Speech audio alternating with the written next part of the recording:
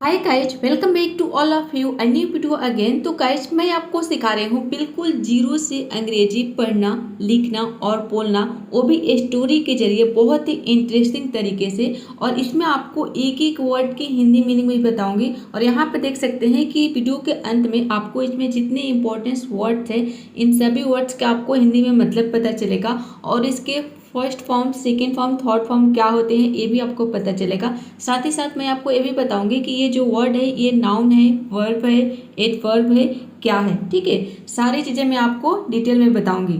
और इसमें आप देख सकते हैं कि यहाँ पे जो आप देख रहे हैं कि यहाँ पे सबसे पहले आपको वर्ड दिखेगा और इसके बगल में इसके हिंदी मीनिंग लिखा रहेगा, जिससे कि आपको चीज़ें बेहतर समझ में आएगी। गाइस, स्टोरी के जरिए आप सब कुछ सीख सकते हैं बहुत ही आसान तरीके से, अंग्रेजी पढ़ना, लिखना और बोलना बहुत ही इंटरेस्टिंग तरीके से।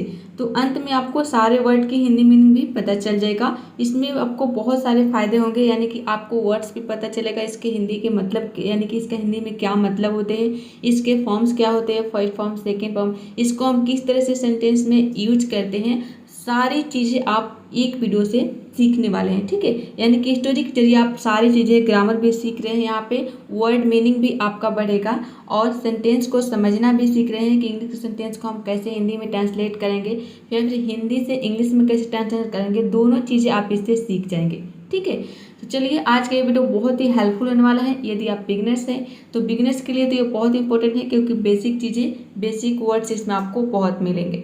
चलिए शुरू करते हैं। और यदि एडवांस लेवल पे है तो आपका रिवीजन हो जाएगा। कई बार क्या होता है कि कोई बहुत सारे स्टूडेंट जो एडवांस लेवल पर चले जाते हैं उनको बेसिक चीज़ें ही पता नहीं होती है, तो उनके लिए भी ये वीडियो बहुत ही हेल्पफुल होने वाला है। चलिए शुरू करते हैं। सबसे पहले देख लेते हैं कि स्टोरी का टाइटल क्या है। टाइटल है a lion and a rabbit. A lion का मतलब है एक शेर, एंड और अ रैबिट एक खरगोश। तो ये जो कहानी है ये एक शेर और एक खरगोश की कहानी है। कहानी बहुत ही बढ़िया है। और वीडियो के अंत में मैं आपको ये भी बताऊंगी कि ये जो कहानी है आपको कहाँ पे मिलेगा, आपके मोबाइल में बिल्कुल फ्री में। वंस का मतलब होता है एक बार। अ लायन सेड, एक शेर ने कहा। टू ऑल द एनिमल्स, इसका मतलब है कि सभी जानवरों से। इन द फॉरेस्ट, जंगल में। ठीक है, कि एक बार की बात है। वंस मतलब एक बार, एक शेर ने कहा, किससे कहा? टू ऑल द एनिमल्स, यानी कि सभी जानवरों से। ठीक है, क्या कहा? जंगल में सभी जानवरों से कहा दैट कि इफ वन ऑफ देम, यानी कि अगर उनमें से एक। ठीक है, यहाँ पे वन ऑफ देम का मतलब है कि उनमें से एक। देम किसके लिए है? यहाँ पे ऑल एनिमल्स के लिए है। ठीक है, यानी सभी जानवरों में से एक विल कम टू मी, कि मेरे पास आएगा। ठीक है, शेर ने क्या कहा कि सभी जानवरों में से एक, कोई भी, यानी कि सभी जानवरों में से कोई एक मेरे पास आएगा। एज हीज मील, उसके भोजन के रूप में। जो शेर बोला है कि हमारे भोजन के रूप में अगर इन जानवरों में से कोई भी एक जानवर अगर आएगा हमारे पास, फॉर द डे, एक दिन के लिए, ही वुड नॉट किल। ठीक है, कि वह नहीं मारेगा। ठीक है, तो वो बोला है कि अगर इनमें से कोई एक हमारे पास आ जाएगा तो मैं एक दिन के लिए, ठीक है, यानी कि एक दिन के लिए मैं नहीं मारूंगा। ठीक है, वह नहीं मारेगा, केवल एक ही जानवर को मारेगा जो इसके पास जाएगा, सभी जानवरों को वह माफ कर देगा। ठीक है, उसका कहने का मतलब है। अब देखते हैं आगे। एनी वन एल्स, यानी कि और किसी को। ठीक है, एनी वन एल्स का मतलब है कि और किसी को। अमोंग देम, उनमें से। देखिए, अमंग का यूज हम करते हैं जब हम दो से ज़्यादा किसी के बारे में बात करते हैं, दो से ज़्यादा चीज़ों के बारे में। जैसे कि यहाँ पे दो से ज़्यादा जानवर की बात हो रही है, उनमें से, यानी कि दो से ज़्यादा उसमें जानवर हैं। अगर दो होते तो यहाँ पे बिटवीन हो जाता। ठीक है, कि बीच के लिए यहाँ पे क्या हो जाता? बिटवीन हो जाता। ठीक है, दो से ज़्यादा हो तो हम अमंग का यूज करेंगे, और दो के लिए, दो के बीच में अगर यदि बात हो रही है तो वहाँ पे हम बिटवीन का यूज करते हैं। ऑल द एनिमल्स, सभी जानवर जो है, अग्रीड, यानी कि टू दिस, इससे सहमत हो गए। यहाँ पे देखिए, अग्री का मतलब होता है सहमत होना, उसी का सेकेंड फॉर्म में अग्रीड, यानी कि सहमत हो गए। वन डे, एक दिन। It was a rabbits turn. ठीक है, यहाँ पे देखिए, ईट किसके लिए आया है? ईट आया है खरगोश के लिए। कि खरगोश की बारी थी। ठीक है, छोटे जानवर के लिए और पक्षी के लिए हम ईट का यूज करते हैं। तो इट वॉज रैबिट्स टर्न, यानी कि खरगोश की बारी थी। ठीक है, यहाँ पर टर्न का मतलब है बारी, रैबिट्स टर्न इसका मतलब हो गया खरगोश की बारी, इट वॉज यानी कि थी।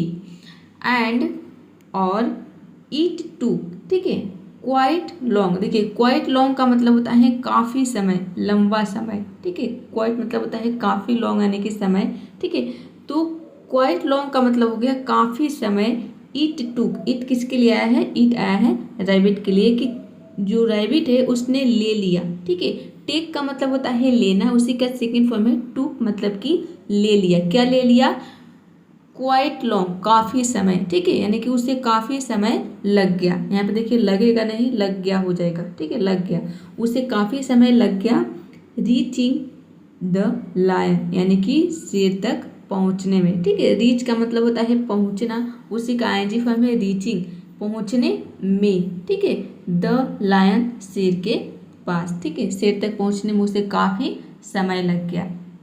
तो यहाँ तक आप समझ रहे हैं कि एक जंगल में एक शेर रहता था और वो सभी जानवरों से उसने क्या कहा कि सभी जानवर जो है हमारे पास अगर एक एक करके आएंगे तो हम सबको नहीं मारेंगे, किसी एक को ही मारेंगे। ठीक है, तो जो सभी जानवर थे वो उससे सहमत हो गए।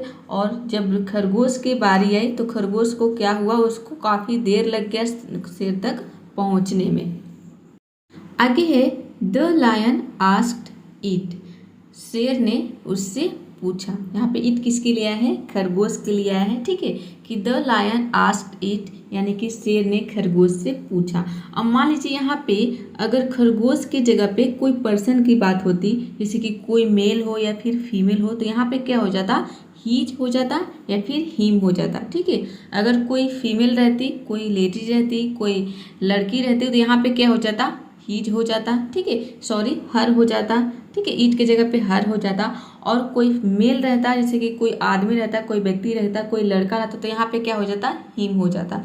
लेकिन यहाँ पे हम बात किसकी कर रहे हैं? खरगोश की बात करें। खरगोश एक छोटा सा जानवर है और छोटे जानवर के लिए हम क्या यूज करते हैं? हम यूज करते हैं ईट का, इसलिए यहाँ पे ईट का यूज हुआ है। ठीक है, तो यहाँ पे क्या हो गया कि द लायन आस्क्ड ईट। ठीक है, जो बिगनर्स लोग हैं वो इस चीज़ को नहीं समझ पाएंगे कि यहाँ पे ईट का क्या मतलब है। ठीक है, तो ये खरगोश, ये जो ईट आया है खरगोश के लिए आया है, जिस तरह से हम हीज और हिम यूज करते हैं किसी पर्सन के लिए, फिर किसी लेडीज के लिए। ठीक है, तो वही यहाँ पे दे रहा है कि शेर उससे पूछा। ठीक है, शेर ने उससे पूछा, यहाँ पे ईट का मतलब हो गया उससे। द रीजन, ठीक है, कारण पूछा। रीजन का मतलब होता है कारण। फॉर बीइंग लेट, यानी कि देर होने का। ठीक है, देर होने का कारण पूछा। ठीक है, जो शेर था, क्योंकि वो जो खरगोश था उसको पहुंचने में, शेर के पास पहुंचने में लेट हो गया था, तो शेर ने पूछा कि देर आने का कारण क्या है। ठीक है, इट एक्टेड, ठीक है, इट एक्टेड वाइजली, इसका मतलब है कि उसने सावधानी से काम लिया। ठीक है, वाइजली का मतलब है यहाँ पे बुद्धिमानी से। वाइज मतलब होता है बुद्धिमानी, यहाँ पे आपको सावधानी की जगह पे बुद्धिमानी कर लेना है। ठीक है, तो यहाँ पे क्या हो जाएगा कि उसने बुद्धिमानी से काम लिया। ठीक है, एक्ट का मतलब होता है काम, काम लेना, तो उसी का यहाँ पे सेकंड फॉर्म में एक्टेड, यानी कि काम लिया बुद्धिमानी से। एंड सेड, और कहा। ठीक है, से का सेकंड फॉर्म में सेड, और कहा सर आई वॉज स्टॉप्ड। ठीक है, स्टॉप, स्टॉप का क्या मतलब होता है रुकना, उसी का यहाँ पे सेकंड फॉर्म में स्टॉप्ड। ठीक है, आई वॉज स्टॉप्ड, यानी कि मुझे रोका गया था। ठीक है, ये जो सेंटेंस है ये हो गया आपके पास्ट का, ये पैसिव सेंटेंस है। ठीक है, पास्ट इंडेफिनिट का पैसिव सेंटेंस है कि आई वॉज स्टॉप्ड, कि मुझे रोका गया था बाय अनदर लायन, दूसरे शेर के द्वारा। ठीक है, उसने, खरगोश ने कहा कि मुझे अन्य शेर ने, यानी कि दूसरा शेर ने मुझे रोक लिया था, उसके द्वारा मुझे रोका गया था। हु वॉज क्लेमिंग, जो दावा कर रहा था। ठीक है, क्लेम का मतलब होता है दावा करना, उसी का यहाँ पे सेकेंड आईएनजी फॉर्म है क्लेमिंग, यानी कि दावा कर रहा था। यहाँ पे देखिए जो हु का मतलब है जो, ठीक है। देखिए यहाँ पे जो हु यूज हुआ है ये रिलेटिव प्रोनाउन इसको हम बोलते हैं, जहाँ पे हु का मतलब होता है जो। रिलेटिव प्रोनाउन क्या होता है, ये जो स्टोरी में बहुत यूज होता है, स्पोकन इंग्लिश में, रिटन में, सभी में यूज होता है रिलेटिव प्रोनाउन, ठीक है। मैं इस पर एक वीडियो जरूर बनाऊंगी क्योंकि हर सेंटेंस में ये जो यूज आता रहता है, तो इस पर ये वीडियो बना दूंगी, आप वीडियो को देख लेंगे तो ये चीज़ें आपको अच्छी से समझ में आने लगेगा कि हु का मतलब कब होता है कौन, जैसे कि हम बोलते हैं ना हु आर यू, मतलब कि आप कौन हो। लेकिन यहाँ पे हु का यूज कौन नहीं है, यहाँ पे हु का यूज है, इसका मतलब है जो, ठीक है। हु वॉज क्लेमिंग, जो दावा कर रहा था, ठीक है। यहाँ पे देखिए जो हु आया है, ये जो लाइन आप देख रहे हैं यहाँ पे, इसके लिए हु आया है कि ये जो शेर है, जो दूसरा शेर है वो दावा कर रहा है, ठीक है। वॉज क्लेमिंग, दावा कर रहा है। कौन सा सेंटेंस हो गया, ये हो गया आपका was claiming, past continuous tense का सेंटेंस हो गया। क्या दावा कर रहा था, टू बी, ठीक है, होने की। टू बी का मतलब, बी मतलब क्या होता है होना, टू बी यानी कि होने की, क्या होने की, द किंग, राजा होने की, कहाँ की, ऑफ द जंगल यानी कि जंगल के, ठीक है। जंगल का राजा होने का वह जो है, जो दूसरा शेर है वह दावा कर रहा था, ठीक है। तो यहाँ तक आप समझ रहे हैं कि जो जब खरगोश की बारी आई तो वह शेर के पास देर से पहुँचा, तो शेर ने उससे देर होने का रीज़न पूछा कि इतनी देर क्यों हो गई। तो खरगोश ने क्या कहा, बहुत ही बुद्धिमानी से काम लिया। यहाँ पे आपको वाइजली का मतलब बुद्धिमानी कर लेना है, ठीक है। बुद्धिमानी से काम लिया और कहा कि मुझे रोका गया था दूसरे शेर के द्वारा, जो दावा कर रहा था कि मैं इस जंगल का राजा हूँ। एंड और ही वॉन्ट्स, ठीक है, वह चाहता है। यहाँ पे देखिए चाहता था नहीं होगा, चाहता है कर लेना है आपको। वॉन्ट्स का मतलब है चाहता है। ये कौन सा सेंटेंस हो गया, ये हो गया आपके प्रेजेंट का इंडेफिनिट सेंटेंस, ठीक है। प्रेजेंट इंडेफिनिट टेंस का सेंटेंस हो गया। जब हम सब्जेक्ट हमारा जो ही शी इट नेम रहता है तो वर्ब के साथ एस या फिर ईस लगाते हैं। तो सब्जेक्ट यहाँ पे ही है इसलिए यहाँ पे एस लगा है। ही वॉन्ट्स यानी कि वह चाहता था टू मीट, मिलना, यू मतलब कि आपसे। यू किसके लिए आया है, यू आया है यहाँ पे शेर के लिए, ठीक है। जो पहला शेर है उसके लिए आया है कि जो खरगोश है वो शेर को बता रहा है कि जो दूसरा शेर है वो जंगल का राजा होने का दावा कर रहा था और वो आपसे मिलना चाहता है, ठीक है। सो डू आई, क्या कहा शेर ने, फिर कहा कि मैं भी ऐसा ही चाहता हूँ, ठीक है। उसके शेर भी, उसके जो राजा था, जो पहले वाला जो शेर था, वो भी बोला है कि हाँ मैं भी ऐसा ही चाहता हूँ, मैं भी चाहता हूँ उससे मिलना। सेड द फ्यूरियस लायन, ठीक है, क्रोधित शेर ने कहा, वो बहुत क्रोधित था, ठीक है। फ्यूरियस का मतलब होता है क्रोधित। The rabbit took the lion, ठीक है। द रैबिट यानी कि खरगोश, टूक मतलब कि ले गया, ठीक है। टेक का मतलब होता है लेना, और ले जाना भी हमें टेक का, इसका मतलब ले जाना भी होता है, ठीक है। तो यहाँ पे देखिए है टेक का सेकेंड फॉर्म टूक, मतलब कि वो ले गया, खरगोश ले गया द लायन, शेर को, ठीक है। खरगोश शेर को लेकर गया, कहाँ गया, टू अ वेल, एक कुएं के पास, ठीक है, कुएं के पास ले गया। एंड शोड हिम, और उसे दिखाया, ठीक है। यहाँ पे देखिए शो का मतलब होता है दिखाना, शो का मतलब प्रदर्शन भी होता है, ठीक है। तो ये जो इसका यूज हम करते हैं नाउन और वर्ब दोनों रूप में। यहाँ पे देखिए इतना होता है शो, इसका मतलब होता है प्रदर्शन, और यदि हम इसको वर्ब के रूप में यूज करेंगे तो इसका मतलब होता है दिखाना, ठीक है। किसी को कोई चीज़ शो, दिखाना, कोई चीज़ दिखाना, किसी चीज़ को दिखाना। तो वहाँ पे सेकेंड फॉर्म मतलब कि दिखाया, ठीक है। और उसे दिखाया, क्या दिखाया, हीज रिफ्लेक्शन, यानी कि अपनी प्रतिबिंब। हीज किसके लिए आया है, हीज आया है लायन के लिए, शेर के लिए, कि वो जो पहला वाला शेर था उसके खुद की प्रतिबिंब उसने, खरगोश ने दिखाया। इन द वाटर यानी कि पानी में, द ऑफ द वेल, कुएं के, ठीक है, कुएं के पानी में, इसका मतलब हो जाएगा कि कुएं के पानी में उसने, वो जो खरगोश है उसने शेर का प्रतिबिंब दिखाया। अब देखिए जब खरगोश ने उसके खुद के प्रतिबिंब दिखाया तो शेर ने क्या किया, शेर जंप्ड, शेर जो है वह कूद गया। यहाँ पे देखिए जो जंप है, ये जंप का सेकेंड फॉर्म है जंप्ड, यानी कि कूद गया। जंप मतलब होता है कूदना, जंप मतलब कूद गया। इनटू द वेल, ठीक है, कुएं में, ठीक है। इनटू द वेल मतलब कि वो जो शेर है वो कुएं में कूद गया। टू कैच, पकड़ने के लिए, कैच मतलब होता है पकड़ना, टू कैच यानी कि पकड़ने के लिए, क्या पकड़ने के लिए, हीज अपोनेंट, ठीक है, अपनी प्रतिद्वंदी। अपोनेंट का मतलब होता है प्रतिद्वंदी। अपनी प्रतिद्वंदी को पकड़ने के लिए वह कुआं में कूद गया। एंड ड्रॉन्ड, और डूब गया, ठीक है। ड्रॉन होता है, ड्रॉन इसका मतलब होता है डूबना। उसी का सेकेंड फॉर्म है ड्रॉन, मतलब कि डूब गया।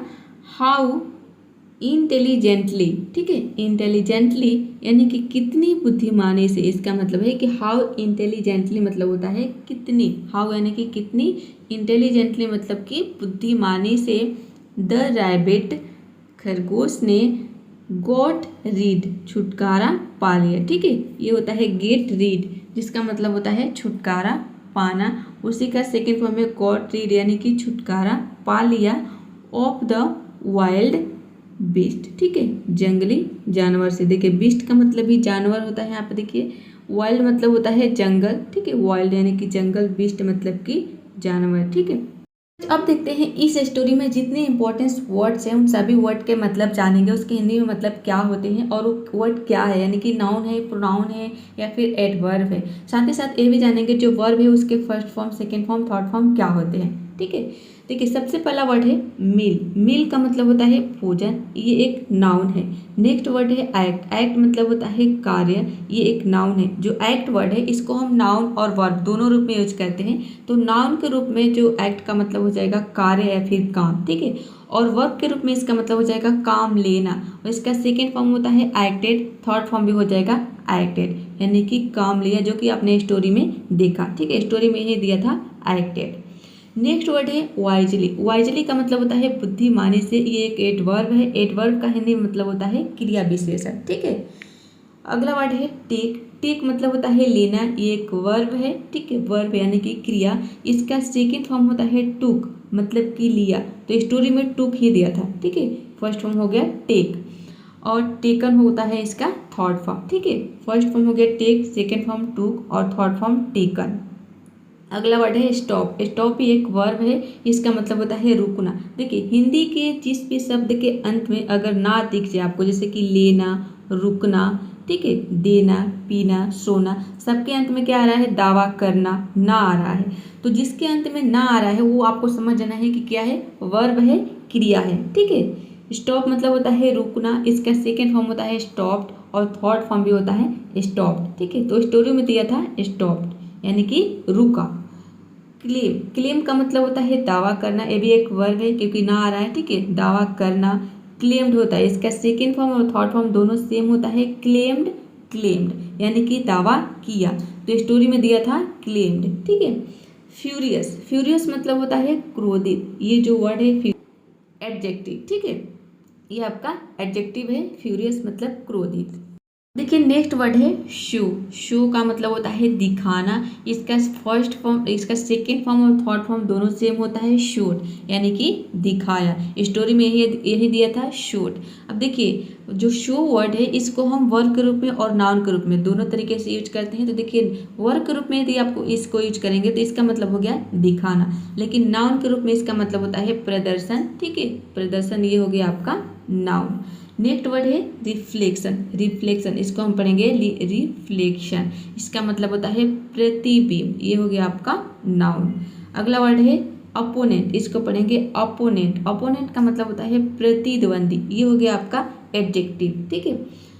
ड्राउन, इसको हम पढ़ेंगे ड्राउन, ठीक है। ड्राउन का मतलब होता है डूबना या फिर डूबकर मरना, इसका भी सेकेंड फॉर्म और थर्ड फॉर्म दोनों सेम होता है, ड्राउंड। स्टोरी में यही दिया था ड्राउंड, कि जो शेर था उसने क्या किया कि अपने प्रतिबिंब को उसने पकड़ने के लिए, मारने के लिए उसने क्या किया, पानी में, कुएं में कूद गया, और कूदने के बाद क्या किया कि वो ड्राउंड हो गया, मतलब कि डूब गया या फिर डूबकर मर गया। इंटेलिजेंटली, ये हो गया आपका एडवर्ब, ठीक है, ये एडवर्ब है। इंटेलिजेंटली का हिंदी में मतलब होता है बुद्धिमानी से या फिर समझदारी से। तो समझदारी से किसने काम लिया स्टोरी में, खरगोश ने, ठीक है, खरगोश ने, रैबिट ने समझदारी से काम लिया। रैबिट का मतलब क्या होता है हिंदी में, खरगोश। अगला वर्ड है बीस्ट। यहाँ पे वही वर्ड ली हूँ थोड़ा जो थोड़ा सा हार्ड वर्ड है, ठीक है, एडवांस लेवल के जो वर्ड्स है। बाकी जो बेसिक वर्ड्स जैसे कि रैबिट हो गया, लायन हो गया, तो ये तो सबको पता होता है, आपको स्टोरी में भी पता चल गया होगा कि इसका मतलब क्या है। बाकी के जो ये वर्ड्स है ये थोड़ा आपको रिविजन करना पड़ेगा, यदि बिगिनर्स है तो तभी जाके आप इस वर्ड को लर्न कर पाएंगे। इसलिए मैं यहाँ पे दोबारा से आपको रिविजन करवा रही हूँ। बीस्ट का मतलब क्या होता है? जानवर, ठीक है। एनिमल का मतलब भी जानवर होता है, तो एनिमल और बीस्ट ये दोनों एक दूसरे के क्या है? सिनोनिम है, ठीक है। तो देखिए ये बीस्ट मतलब क्या हो जाएगा, इसको हम पढ़ेंगे बीस्ट यानी कि जानवर। ए क्या है? ए भी एक नाउन है, ठीक है। चलिए, तो इसमें आपने क्या सीखा? जितने सारे इंपॉर्टेंट वर्ड्स हैं उन सभी वर्ड्स के बारे में आपने जान लिया, और आपको क्या करना है, इसको थोड़ा रिवीजन करना है। यदि आप देखिए इन सारे वर्ड्स को यदि आप नोटबुक पर नोट कर लेते हैं तो आपको ज़्यादा दिन तक ये चीज़ें याद रहेगी, यानी कि आप कहें तो हमेशा के लिए ये चीज़ें आपको याद हो जाएगी।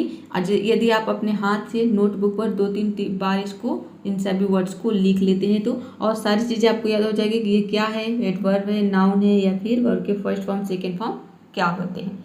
अब मैं आपको बताती हूँ कि ये जो स्टोरी है ये आपको कहाँ पे मिलेगा, यानी कि आपके मोबाइल में ही ये है, बिल्कुल फ्री में। चलिए मैं बताती हूँ। तो देखिए इसके लिए आपको जाना है प्ले स्टोर में। प्ले स्टोर में आपको सर्च करना है शॉर्ट स्टोरीज इन इंग्लिश। यहाँ पे आप सर्च करेंगे शॉर्ट स्टोरीज इन इंग्लिश। जब आप सर्च करेंगे थोड़ा सा आपको ऊपर की तरफ स्क्रॉल करना है। स्क्रॉल करेंगे तो आपको कुछ इस तरह से बुक दिखेगा, इस पे आपको क्लिक करना है। क्लिक करने के बाद देखिए यहाँ पे आपको ओपन का ऑप्शन दिख रहा है, लेकिन आपने इस बुक को इंस्टॉल नहीं किया है तो यहाँ पे इंस्टॉल का ऑप्शन आएगा। सिंपली आपको बुक को इंस्टॉल कर लेना है और ओपन करना है। ओपन करने के बाद देखिए यहाँ पे आपको जाना है, ऊपर दिख रहा है शॉर्ट स्टोरीज, ठीक है। यहाँ पे देखिए शॉर्ट स्टोरीज, इस पे आपको क्लिक करना है। क्लिक करने के बाद यहाँ पे देखिए सबसे ऊपर में आपको दिखेगा कॉमिकल, करेज, डिलीजेंस। तो कॉमिकल से रिलेटेड जितनी भी स्टोरी है ये मैं पढ़ा चुकी हूँ, यहाँ आप देख सकते हैं ये पढ़ा चुकी हूँ। करेज से रिलेटेड सभी स्टोरी पढ़ा चुकी हूँ, अभी पढ़ा रही हूँ डिलीजेंस से। तो आपको यहाँ पे डिलीजेंस के ऑप्शन पे क्लिक करना है। डिलीजेंस का हिंदी में मतलब होता है परिश्रम, ठीक है। यहाँ पे देखिए नेक्स्ट स्टेप पे क्लिक करेंगे तो थोड़ा साइड आएगा, देन आपको कट कर लेना है। और देखिए आज की जो स्टोरी है ये वाली है, ठीक है, a lion and a rabbit. इस पर आपको क्लिक करना है। तो देखिए आपको यहाँ पे ये स्टोरी मिल जाएगी, देख सकते हैं छोटी सी स्टोरी है। तो आपको क्या करना है, मेरे वीडियोज को देखने के बाद खुद से इस स्टोरी को पढ़ने की प्रैक्टिस करनी है। इसमें आपको एक एक वर्ड पे ध्यान देना है, ठीक है। देखिए कैसे पढ़ेंगे यदि आप बिगनर्स है तो, जैसे कि देखिए ये जो है यहाँ से लेकर पहला वाला सेंटेंस कहाँ तक है, फुल स्टॉप। देख सकते हैं कि ये जो पहला वाला सेंटेंस है ये यहाँ तक है, देखिए यहाँ से लेकर यहाँ तक फुल स्टॉप दिया है। तो इतने लंबे सेंटेंस को आप कैसे समझेंगे? यदि बिगनर्स हैं तो उनको बहुत डिफिकल्टी होती है लंबे सेंटेंस को समझना, देख सकते हैं। तो देखिए होता क्या है कि जो राइटर लोग होते हैं वो एक ही सेंटेंस में 3-4 इन्फॉर्मेशन को ऐड कर देते हैं, प्रीपोजिशन लगाकर, कंजक्शन लगाकर, ठीक है। देखिए कैसे ऐड किए हैं, देखिए वंस, ठीक है, एक बार, अ लायन सेड, ठीक है, एक शेर ने कहा, टू ऑल द एनिमल्स। अब देखिए आपको कैसे पढ़ना है कि जैसे आपने यहाँ तक पढ़ लिया कि वंस अ लायन सेड, एक बार एक शेर ने कहा। जब भी आपको कहीं पे प्रीपोजिशन दिख जाता है, जैसे कि आप पढ़ते जा रहे हैं, ठीक है, इतने का मतलब आपने समझ लिया। यहाँ पे देखिए प्रीपोजिशन टू दिया है, तो यहाँ पे इसके पहले वाला प्रीपोजिशन के पहले वाले शब्द को आपको पहले हिंदी मीनिंग निकाल लेना है, इसको समझ लेना है। फिर ये जो प्रीपोजिशन दिया है इसके बाद वाला जो वर्ड है इसके साथ ये जुड़ जाएगा, ठीक है, टू ऑल द एनिमल्स। अब यहाँ तक देखिए, फिर यहाँ से एनिमल्स के बाद यहाँ पे देखिए प्रीपोजिशन इन है, ठीक है, तो यहाँ पे आपको रुक जाना है। फिर इतने का मतलब निकालना है, टू ऑल द एनिमल्स का मतलब है कि शेर ने कहा टू ऑल द एनिमल्स, यानी कि सभी जानवरों से, इतना का मतलब हो गया। फिर देखिए इन द फॉरेस्ट, अब इतना का मतलब हम निकालेंगे जंगल में, ठीक है, सभी जानवरों से जंगल में, कहाँ पे, जंगल में कहा, ठीक है। देख सकते हैं कि जो एक बार शेर ने सभी जानवरों से कहा, कहाँ पे कहा, जंगल में कहा। अब आगे दे रहा है दैट, क्या कहा, अब इसके बारे में देगा कि क्या कहा, दैट कि इफ वन ऑफ देम, इतने का मतलब हम निकालेंगे कि अगर उनमें से एक, विल कम टू हिम, उसके पास आएगा। ठीक है, देखिए यहाँ तक आप समझ रहे हैं कि वो जो शेर था उसने कहा, सभी जानवरों से कहाँ पे कहा, जंगल में कहा, और क्या कहा कि उनमें से एक विल कम आएगा। यहाँ पे मतलब इतने का निकालेंगे, टू हिम उसके पास। अब हिम किसके लिए आया है, हिम आया है यहाँ पे शेर के लिए, कि शेर के पास, चूंकि शेर की बात हो रही है। ठीक है, तो शेर के पास अगर आएगा एज हिज मील, उसके भोजन के रूप में, फॉर द डे, एक दिन के लिए। ठीक है, यहाँ तक देखिए, यहाँ पे कॉमा दिया है। और ही वुड, देखिए अब वो अपने बता दिया कि उनमें से अगर कोई जानवर एक दिन के लिए आएगा भोजन के रूप में। अब आगे बताएगा कि he would not kill anyone. ठीक है, कि वह किसी को नहीं मारेगा। एल्स अमंग देम, यानी कि उनमें से। ठीक है, उनमें से किसी को वह नहीं मारेगा अगर उनमें से कोई एक उसके पास भोजन के रूप में जाता है तो।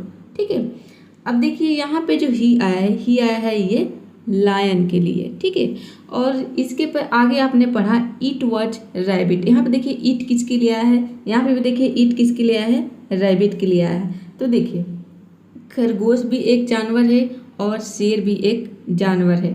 तो यहाँ पे अगर शेर के लिए यहाँ पे ही क्यों आया है और खरगोश के लिए यहाँ पे ईट क्यों आया है, ये आप सोचेंगे। तो देखिए ईट का यूज हम छोटे जानवरों के लिए, पक्षी के लिए करते हैं। ठीक है, तो जो खरगोश ये छोटा जानवर है, छोटा एनिमल है, इसलिए हम यहाँ पे खरगोश के लिए क्या यूज किया गया है, ईट का यूज किया गया है। और जो लायन है, जो शेर है, ये बड़ा जानवर है, इसलिए यहाँ पे ही का यूज किया गया है। तो आई होप आप समझ गए होंगे।